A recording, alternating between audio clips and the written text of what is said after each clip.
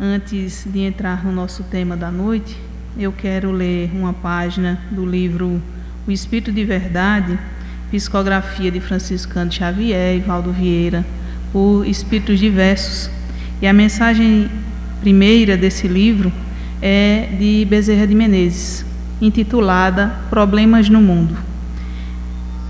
O mundo está repleto de ouro, ouro no solo, ouro no mar, ouro nos cofres.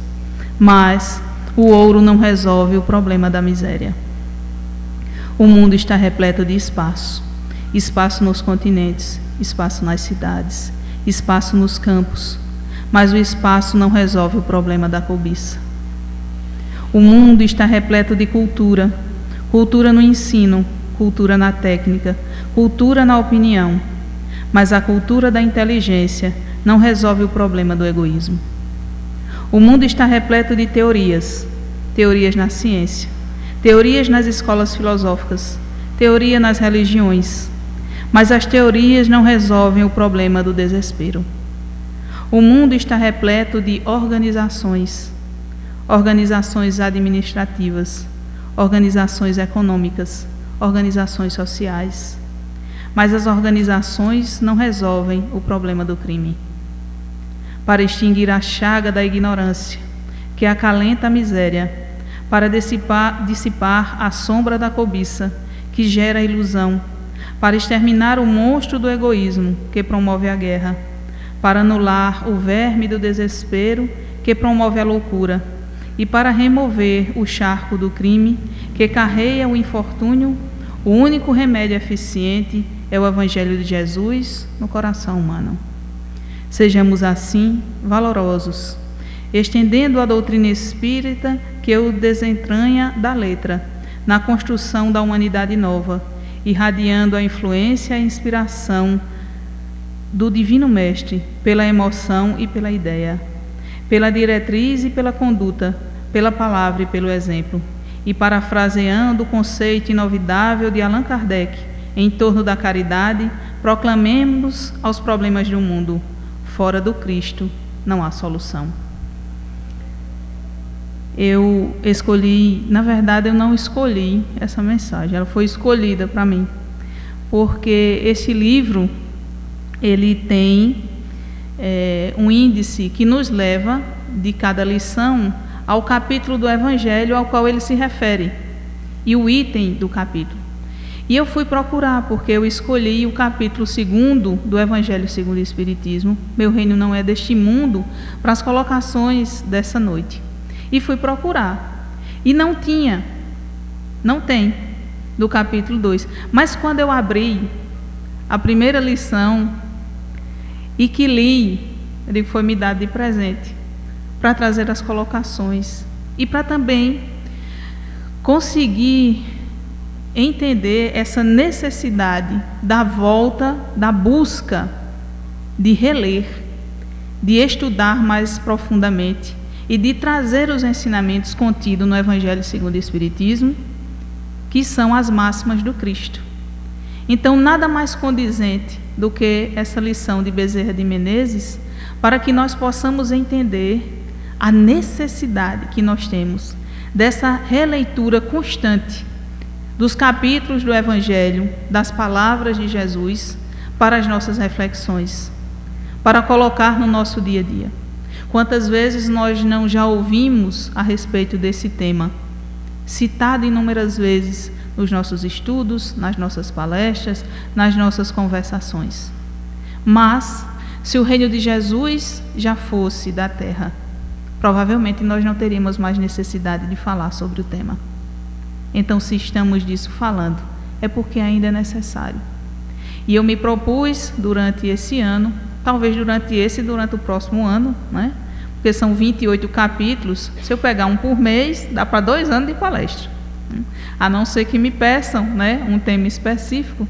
Então, para fazer essa releitura, de buscar a essência do Evangelho novamente, de adentrar profundamente a cada dia nesses conceitos tão consoladores para todos nós. Então, buscamos, no capítulo 2 do Evangelho segundo o Espiritismo, Meu Reino Não É Deste Mundo, o qual Kardec nos traz, como introdução do capítulo, a parte que está no capítulo 18º do Evangelista João, os versículos 33, 36 e 37, onde ele nos relata o seguinte: tornou a entrar Pilatos no palácio e chamou a Jesus e disse: Tu és o rei dos judeus? Respondeu-lhe Jesus: O meu reino não é deste mundo. Se meu reino fosse deste mundo, certo que os meus ministros haveriam de pelejar para que eu não fosse entregue aos judeus. Mas, por agora, o meu reino não é daqui. Disse então Pilatos: Logo, tu és rei? Respondeu Jesus: Tu o dizes, eu sou rei.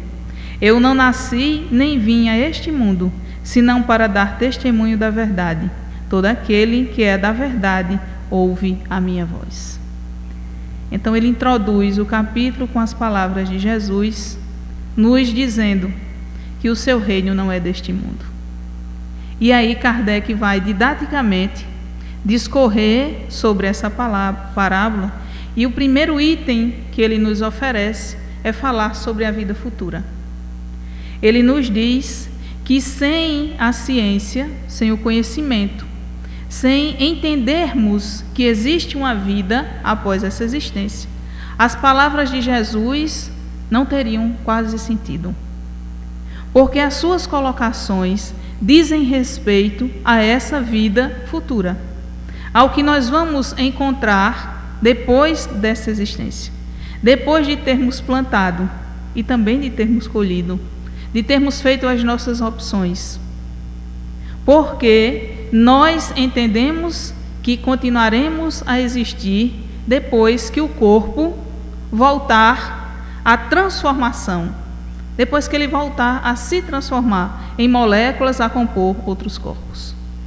Então, essa visão, esse entendimento de vida futura, que quase todos os cristãos têm, mas não da mesma forma que nós a concebemos, porque nós concebemos a vida futura não só na questão de voltar ao mundo espiritual, ao qual todos nós pertencemos, mas também de ter outras tantas oportunidades aqui ou em outro planeta que seja, para refazer o caminho, para encontrar o aprendizado necessário para chegar à perfeição. Então, para isso, as palavras de Jesus fazem total sentido. Na questão 959 do Livro dos Espíritos, Kardec perguntou aos espíritos de onde nasce para o homem o sentimento instintivo da vida futura. Já temos dito, antes de encarnar, o espírito conhecia todas essas coisas e a alma conserva vaga lembrança de que sabe e de que viu do que viu no estado espiritual.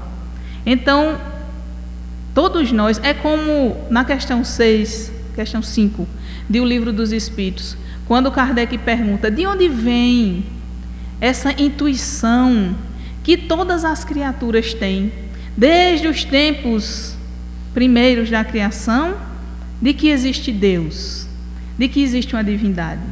E os Espíritos respondem: a constatação de que Deus existe.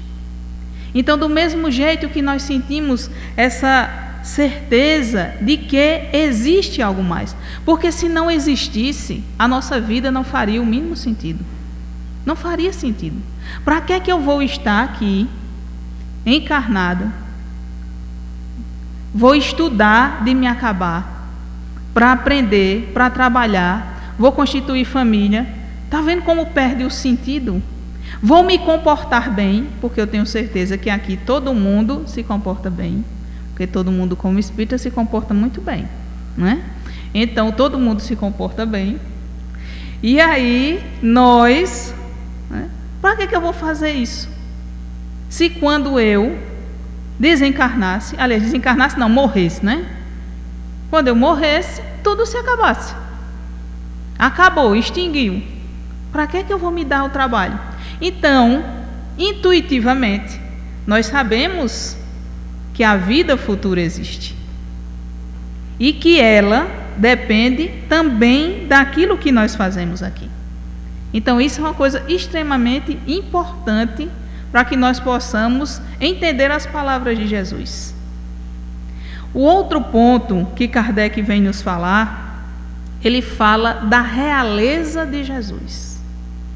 É o segundo item, a realeza de Jesus. E aí nós temos que ter um ponto interessante, um aspecto interessante, porque quando nós falamos de realeza, quando nós falamos de reis, né, ele pergunta: és, pois, rei? Vós dizes: eu sou rei. Então Jesus era um rei. Que realeza é essa? Porque a realeza do nosso mundo, desde que nós entendemos isso, sempre foi baseada nas coisas puramente materiais. Ou não é assim? O poder, o dinheiro, os privilégios, a impunidade, a crueldade, a irresponsabilidade. Ou não é isso que nós vemos nos nossos livros de história?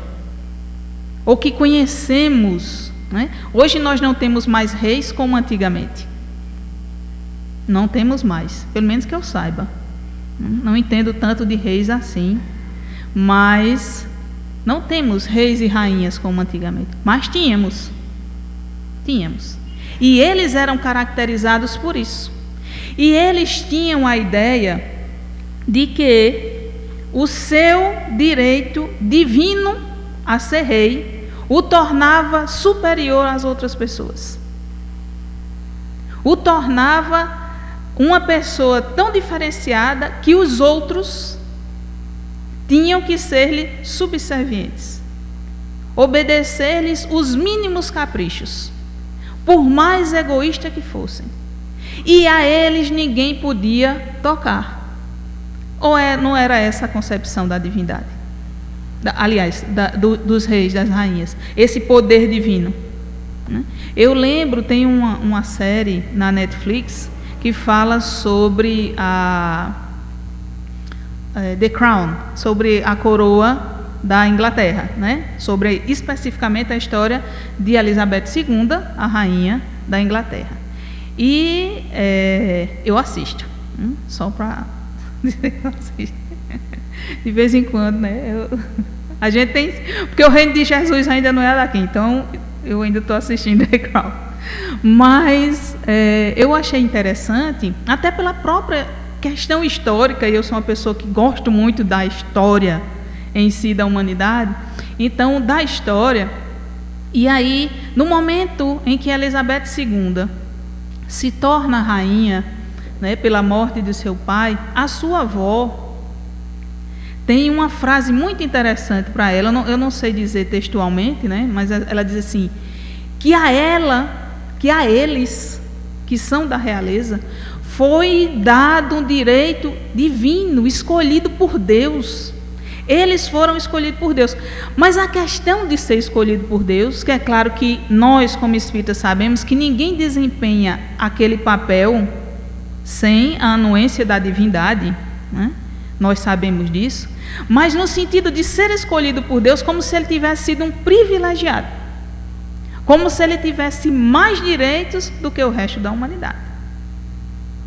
E nós, apesar de não termos mais os reis como antigamente, mas em todos os âmbitos da nossa sociedade aparecem pessoas que, por se destacarem em algum momento, em alguma situação, são tidos como reis, que não podem ser tocados, que não podem ser, vamos dizer assim, questionados, e que devem ser servidos.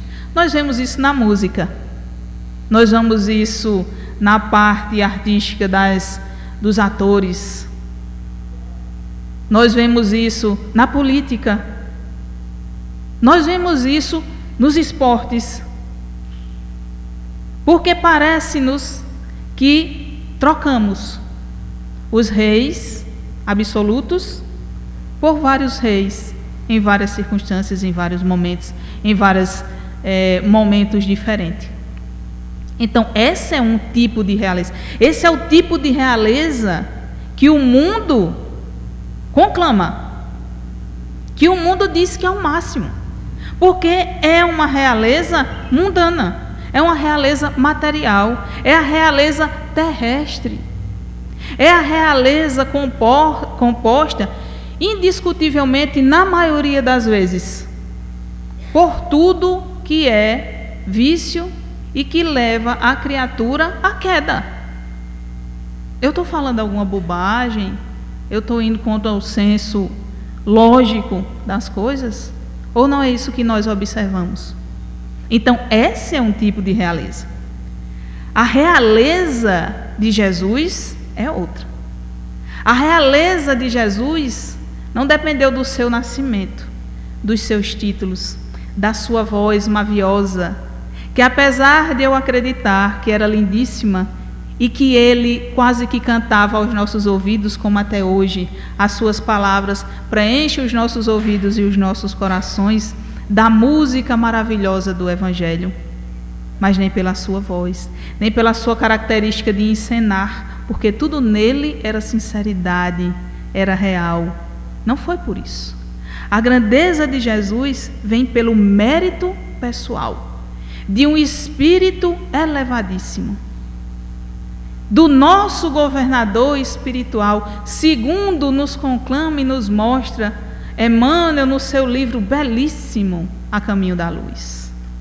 Aquele que sobre, logicamente, o comando de Deus sobre as suas ordens, mas que colocou mãos à obra e nos brindou com o planeta que hoje nos recebe. Essa é a realeza da prática do amor em plenitude, da doação de si mesmo aos outros. A necessidade de vir, não necessidade, mas a promessa de vir para nos mostrar o caminho. Esse é um rei. Esse é o rei. E aí a gente faz, hoje eu estou meio que na parte do cinema, né?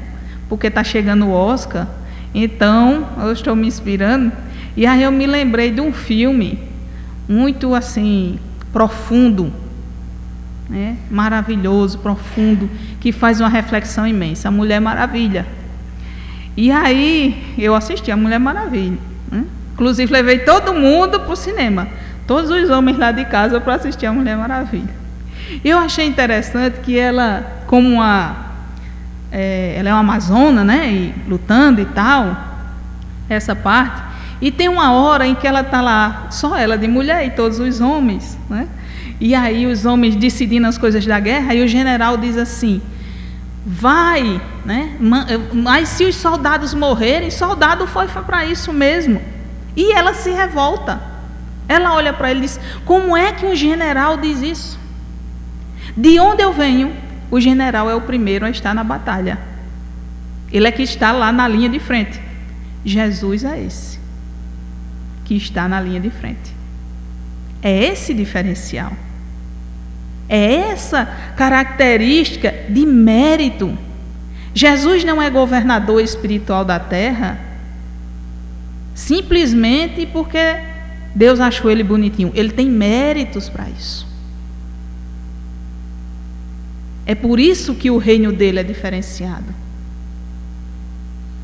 Porque o reino dele não é conseguido, como muitos reinos foram conseguidos, através da lapidação, da força, do assassinato de inúmeras pessoas. Não. O reino de Jesus é um reino construído à base de amor, contra o qual ninguém pode absolutamente nada. Tanto é que suas palavras permanecem até hoje. E os reinos da materialidade se dissolveram durante a nossa história. Então essa é a diferença. Nós não estamos exaltando a personalidade em si, porque nós não fazemos isso. É a questão de dizer que que Jesus é Deus, essas coisas que as pessoas... Não é isso. Mas estamos exaltando o exemplo maior que nós temos. E como nos disse Bezerra de Menezes em sua lição, sem Jesus, fora do Evangelho de Jesus, não há solução. Fora do amor que Jesus nos trouxe, não há solução. Tem rei melhor do que esse. Tem alguém melhor do que ele para a gente seguir? Se tiver, alguém me mostre. Porque até hoje eu não encontrei. Passando adiante, nesse capítulo, Kardec nos traz uma lição primorosa, intitulado O Ponto de Vista. E ele faz a colocação a respeito do ponto de vista de quem crê ou sabe que a vida futura existe e de quem não acredita que a vida futura existe. Então, é uma ideia que, segundo nos diz Kardec, de que a vida futura existe, traz a moralização do ser humano. Porque você sabe que vai continuar existindo. E que você vai carregar consigo tudo aquilo que pode carregar. E o que é que a gente pode carregar? Quando a gente sair daqui, a gente carrega conhecimento, a gente carrega virtude, a gente carrega vício. Outra coisa a gente não leva. Quando se tem o conhecimento da vida futura, nós temos a certeza disso. E quando nós temos essa certeza, nós tratamos a vida de modo diferente. Nós tratamos os reveses que acontecem. Nós temos outra visão sobre isso. Nós não vemos os problemas, os obstáculos da nossa existência como algo ruim. Nós vemos como um momento de aprender. Ou pelo menos assim deveria ser. Porque é oportunidade. Então é oportunidade de crescimento. Porque nós sabemos que aquele momento vai passar. E que ele é necessário nas nossas existências. Então os reveses mudam. Sabemos que aquele é um momento. Como nós vemos a morte de uma forma diferente. Porque, na verdade, se a gente for pensar, quase todo mundo tem medo da morte. Como se não soubesse que a vida futura existe. Inclusive os espíritas. Estou morrendo de medo de morrer. É quase uma redundância, né? Estou cheio de professor aqui, ó, eu assassinando o português. Estou com medo de morrer. As questões fundamentais do medo da morte. E quando a gente sabe que vai continuar vivo, só vai mudar de corpo. Mais leve. O joelho vai doer menos. As costas também, dependendo da idade, né? Vai estar menos calor. Vai estar menos calor. Porque ninguém se engana, inferno não existe. E pelo que eu sei, deve ser frio lá no umbral, né? Com aquele negócio tudo escuro. Então deve ser frio. Então vamos mudando a concepção. Bem diferente. Então a morte deixa de existir. E eu não vou estar tão preocupado com esse momento.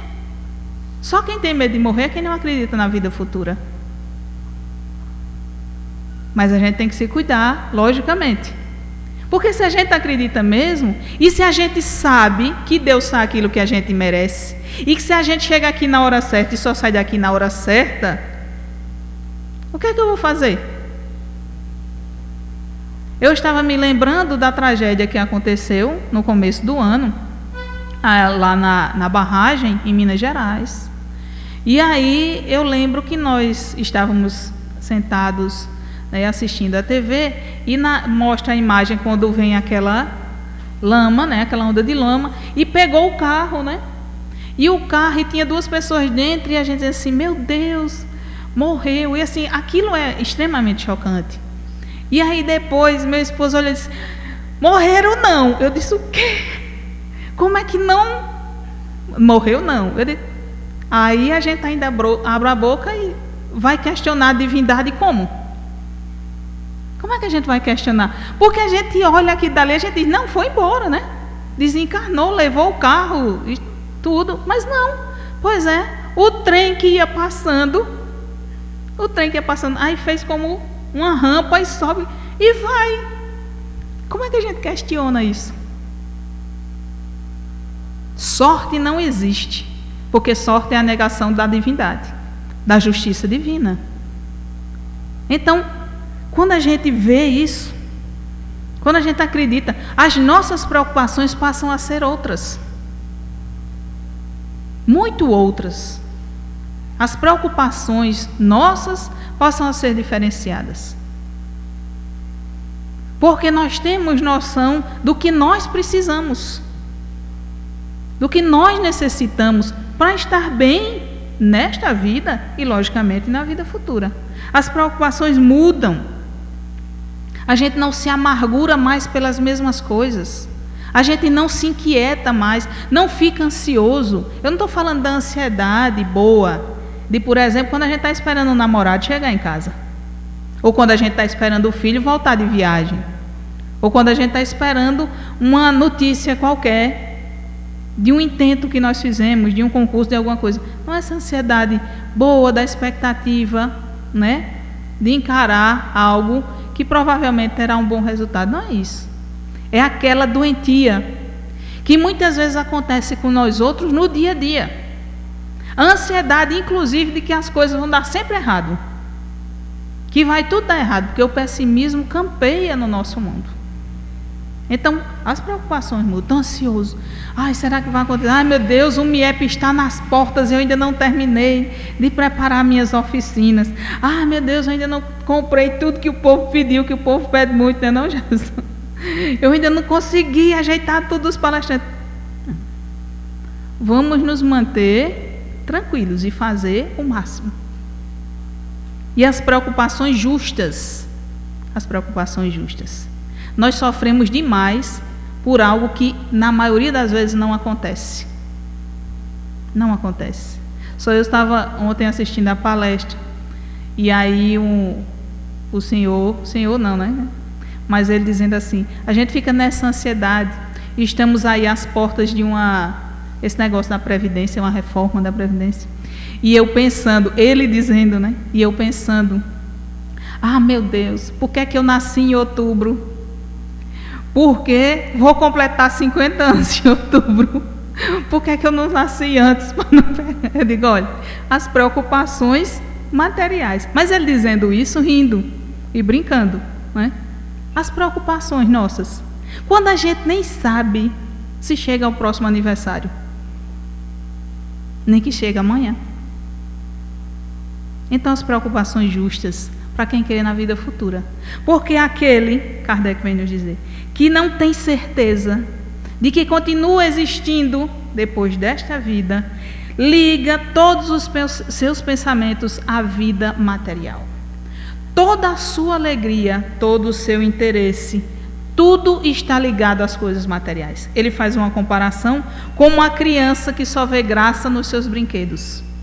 Então, tudo é da materialidade. E tudo tem uma proporção muito grande. Parece que a humanidade vira um bando de adolescentes. Que tudo é muito grande, muito exagerado. Porque tudo está nesse mundo. Tudo depende de aqui, de agora. Então, qualquer coisa toma uma proporção terrível. E toda a alegria está na matéria. Eu imagino, uma pessoa que não crê na vida futura sofre imensamente, porque não vai poder mais acessar as redes sociais. O que é que eu vou fazer sem o WhatsApp? O que é que eu vou fazer sem o Instagram para mostrar minhas fotos? Para dar os meus stories. Menina, eu estou sabendo demais. Não tem nenhuma, mas estou antenada. Como é que vai fazer assim, se eu ter as notícias do povo? Como é que vai viver? Porque tem gente que não consegue mais viver sem isso. Está desconectado do mundo real. Vive o mundo virtual. E aí as suas preocupações são essas. Porque eu não vou poder. Minha alegria está na roupa que eu visto. Minha alegria está na casa que eu comprei. Eu não estou dizendo que a gente não tenha que ter contentamento por essas coisas. Não é isso. É que ligar a essas coisas mais importância do que aquilo que nós podemos carregar não é uma atitude muito acertada.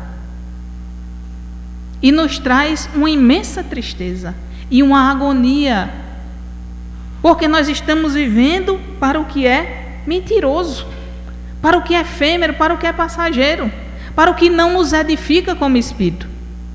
Se a gente só vê a vida do lado material. E muitas vezes, nós, ditos religiosos, vivemos a vida assim. Os nossos interesses são 99% materiais. Porque eu amanheço o dia pensando no que eu vou trabalhar para conseguir materialmente. Eu queria ver, quando a gente começa a pensar, o quanto de bem eu posso fazer durante o dia. Seria interessantíssimo. Seria interessantíssima essa visão.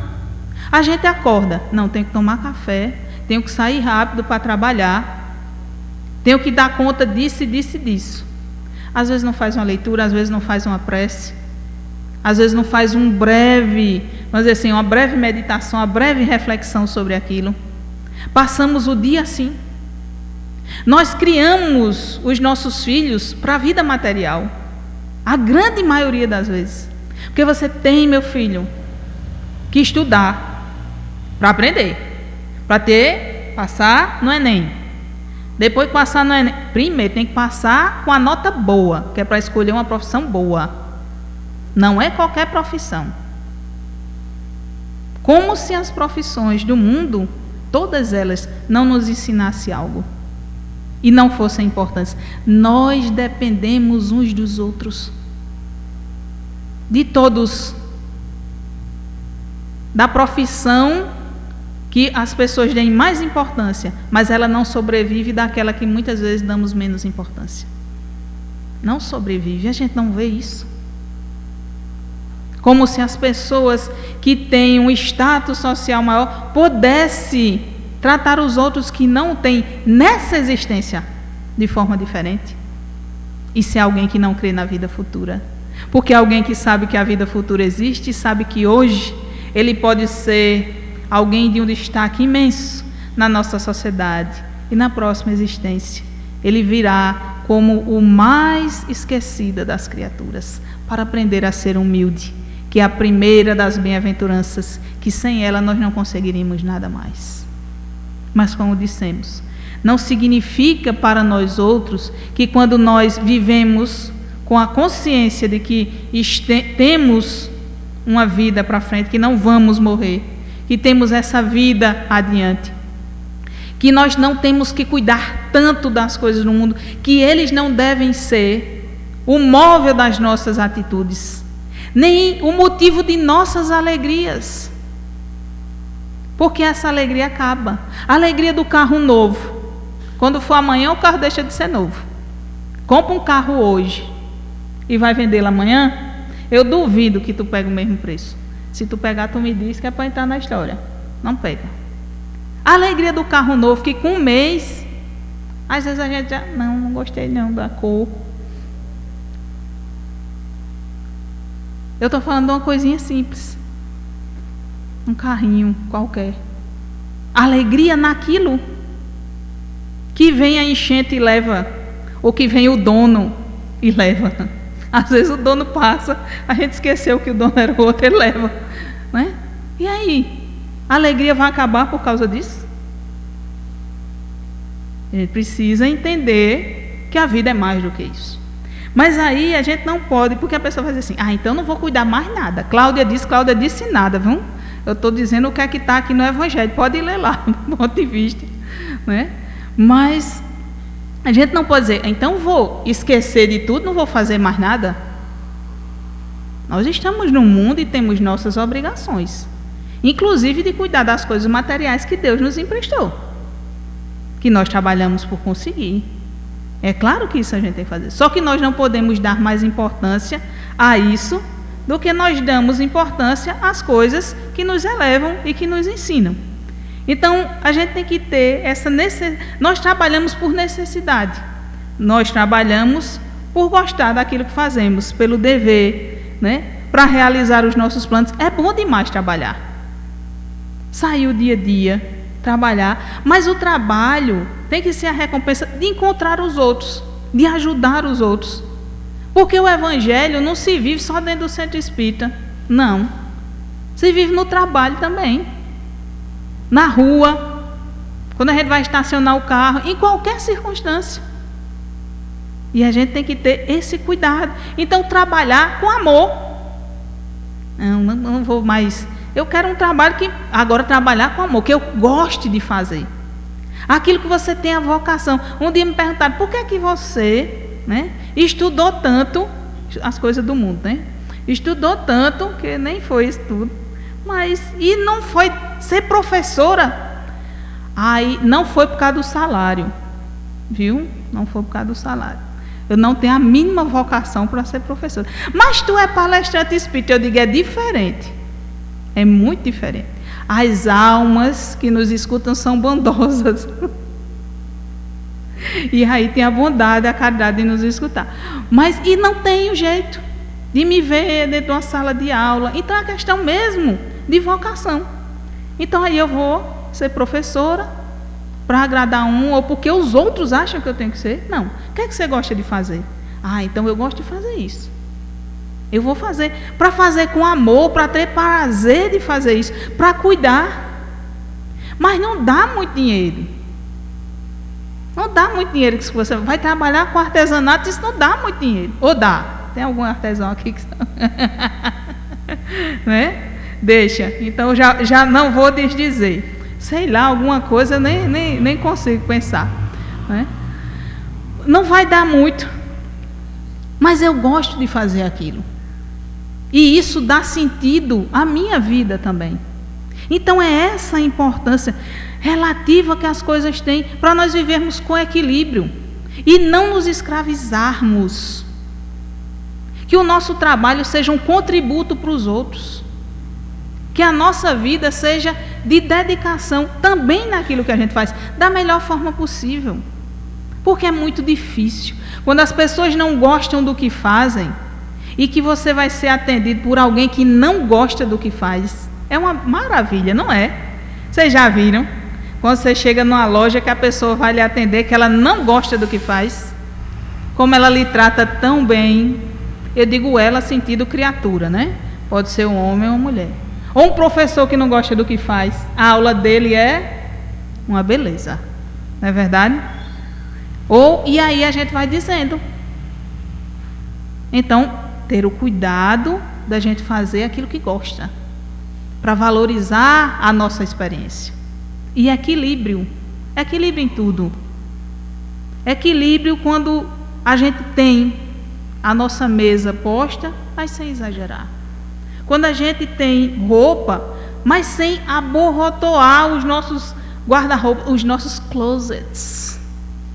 Chique é closet, né? Guarda-roupa é do tempo de Santana. Então, chiquérrimo, né? O closet lá, aquela monte de roupa, né? Aquele negócio, sem amontoar. Para a gente viver o lazer, porque Deus nos deu essa oportunidade de usufruir. Está lá, ó, na questão 711 do Livro dos Espíritos. O uso dos bens da terra é direito de todos os homens e das mulheres também. Esse direito é consequente da necessidade de viver. Deus não imporia um dever sem dar ao homem um meio de cumpri-lo. Deus nos deu os bens da terra para que nós possamos utilizá-los, usá-los, mas não abusar deles. Essa é a grande diferença. Nós temos o direito do lazer, é claro que temos o lazer, mas que ele seja comedido, com cuidado, porque senão nós utilizamos o nosso fluido vital para algo que não vai nos engrandecer. Estragamos a nossa vida e voltamos daqui mais cedo, porque estragamos a nossa bateria. As festas, é bom ter festa, né? Mas sem abuso. A festa é a melhor festa do coração. A questão do sexo, mas com responsabilidade. É o uso dos bens da terra. É o uso dos bens da terra. Comprar, mas compre com moderação. Modere, principalmente nos tempos atuais. Cuidado, não se exceda. Cuidado com o que nós compramos, né? O que nós usamos. Às vezes, a quantidade de cosmético que a gente tem É tanta coisa que a gente olha assim e diz, eu preciso disso tudo. É tanta maquiagem, falando das mulheres especificamente, né? É tanto creme, é tanta coisa. E se não tiver, sofre. Então, utilizar... E agora eu me lembrei de André Trigueiro, quando ele estava no lançamento do MIEP, aqui o outro ano, ele falando da questão da natureza. A gente já pensou nisso. Ultimamente eu ando nessa, de pensar, meu celular está uma bênção. Eu carrego ele de manhã, quando é de tarde, ele já está com um negocinho vermelho. E eu digo, Jesus, né? Se não funciona, tem que ser na bateria. Tem que trocar. Eu digo, não, mas ainda está dando para usar. A capinha está parecendo a teia do Homem-Aranha. Toda quebrada, toda rachada. Tem que trocar. Eu digo, não, mas tudo, né? Eu me lembrando das palavras dele, que a gente usa é tirado da natureza. O celular, a capinha dele, a película, a roupa, tudo é tirado da natureza. Então, quando a gente está utilizando desgovernadamente, irresponsavelmente, a gente está destruindo o nosso planeta. Então, a gente tem que ter cuidado, coerência naquilo que a gente está fazendo. Então, é saber utilizar. É nos dado o direito e nós temos esse direito de isso fazer. E ele, ainda falando nessa questão de usar bem as coisas, né, e da vida futura, como nós nos preparamos, tem uma página de André Luiz, no livro Vivendo o Evangelho, que ele fala dessa bagagem, desse patrimônio moral que nós temos que ter para entrar bem na vida futura. E ele diz assim, no reino de Jesus não há privilégio, nem disfarce. Cada um é o que é. Eu achei fantástico. Porque esse é o reino de Jesus, o qual nós não enganamos. E nós não temos privilégios porque somos espíritas. E porque ele nos prometeu o Consolador, e nós estamos na filosofia espírita, que é o Consolador prometido. Nenhum privilégio, senão talvez muito mais responsabilidade. E cada um é o que leva no coração, o que nós temos inscrito, o que está na nossa consciência, o que nós anotamos. Então, é assim que nós adentramos nessa vida futura. E, para terminar o texto, numa realeza terrestre, eu tirei só uma parte, fiz um recorte, que ele encerrando o capítulo, ele diz assim, né, é uma rainha, né, uma rainha terrestre, ela diz, né, os homens correm atrás dos bens terrenos como se pudessem guardá-los para sempre. Mas aqui não há mais ilusões. Logo percebemos que apenas nos apoderamos de uma sombra e que desprezamos os únicos bens sólidos e duráveis, os únicos que nos seriam úteis na morada celeste e os únicos que poderiam dar acesso a essa morada. Porque essa morada do reino, do amor e da paz que Jesus nos oferece, é conquistada com as nossas atitudes e com o desapego que nós temos às coisas que nós não necessitamos, de usar bem as coisas do mundo, mas procurar esse reino diferenciado, esse reino de paz, de viver nesse mundo com a humanidade tão turbulenta como ela ainda anda. Como o reino de Jesus pode estar aqui? Como poderia estar aqui? Ele apenas disse o que é uma constatação. O meu reino ainda não é aqui. Será? Ainda não é. Porque as criaturas humanas não almejam esse reino. As criaturas humanas não buscam esse reino de Jesus.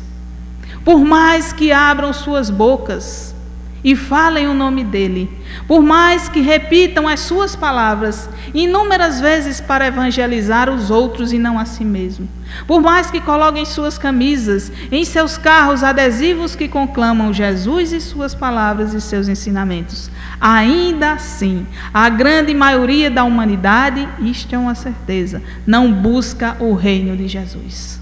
Porque o reino que Jesus nos oferece É um reino que vai de encontro a todas as nossas imperfeições, as piores delas, o interesse pessoal, que vem do nosso egoísmo, o apego às coisas materiais, como se essa fosse a nossa realidade, e não é.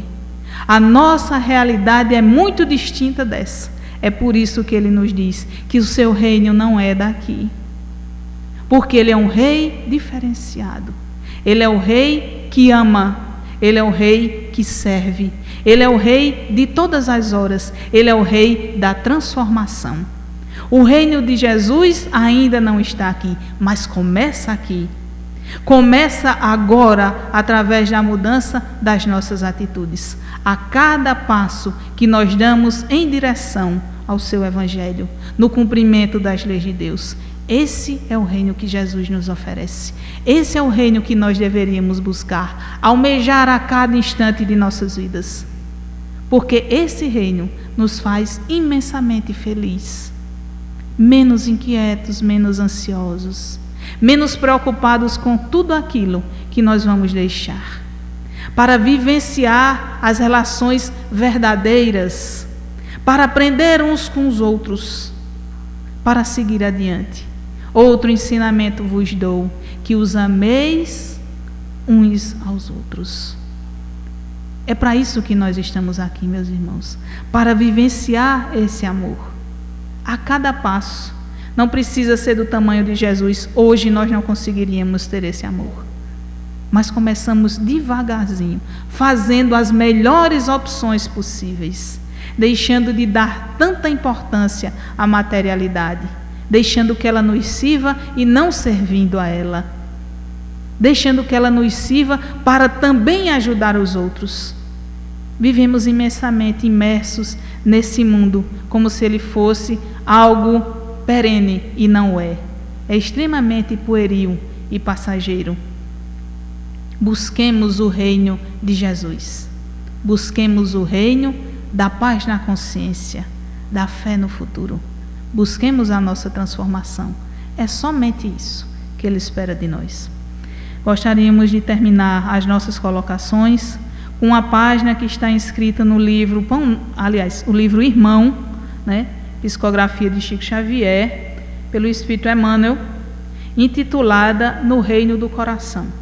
E Emmanuel nos diz o seguinte: em verdade, asseverou Jesus que o reino de Deus ainda não é deste mundo. No entanto, várias vezes afirmou que esse reino permanece dentro de nós. Muitos aguardam a vinda espetacular do céu à terra, ignorando que a construção do céu há de começar em nós, se nos propomos alcançar a vida perfeita. Não ouvides o reino do coração, se é nelas trabalhar pelo reino do Cristo. Não podes sustar a perturbação que ruge em derredor de teus passos. Entretanto, é possível apaziguar a própria alma e encontrar dentro dela um abrigo de serenidade e esperança. Não podes paralisar o verbo que fere e vergasta, mas é fácil guardar o próprio espírito em silêncio para somente movimentá-lo na bondade que ajuda, compreende e perdoa. Não pode, sem dúvida, inventar de repente hospitais e escolas, lares e templos, em que a coletividade enferma e sofredora encontre, de imediato, remédio e ensinamento, aconchego e fé viva. Contudo, ainda hoje, é possível socorrer o parente desarvorado, amparar a criança infeliz, consolar o velhinho anônimo, auxiliar ao ignorante com uma frase amiga ou encorajar o irmão doente. Não podes, de improviso, impedir a carreira do mal. No entanto, é justo que te consagres ao bem, como ponto de apoio ao amor puro que se derrama na esfera divina em benefício da humanidade em crescimento para a luz. Para isso, porém, é preciso te escudes hoje e amanhã na boa vontade. Lembremos-nos de que o valor de nossas existências está em função do valor que a nossa vida representa para a vida que nos rodeiam. Assim mesmo, em todas as circunstâncias, se te hostilizem, ajuda sempre. A eterna sabedoria a seu tempo se manifestará, abençoando-te o sacrifício. Realmente não podes aguardar o reino de Deus na terra de agora, mas desde agora podes iluminar o reino de Deus que está em ti. Avalie as bênçãos que te marcam os dias e as vitórias íntimas que entesourastes no campo da própria experiência, e nunca te acomodes com o desespero. Emmanuel nos conclama ao reino dos nossos corações. Corações que estejam repletos de amor, de paz, para doar àqueles que estão ao nosso lado, para que a nossa vida faça sentido no serviço do bem a todos. Que Jesus, o irmão e mestre de nossas vidas, a luz que ilumina o caminho de cada um de nós, o nosso governador amoroso, possa continuar nos envolvendo hoje e sempre. Muito obrigada, muita paz a todos.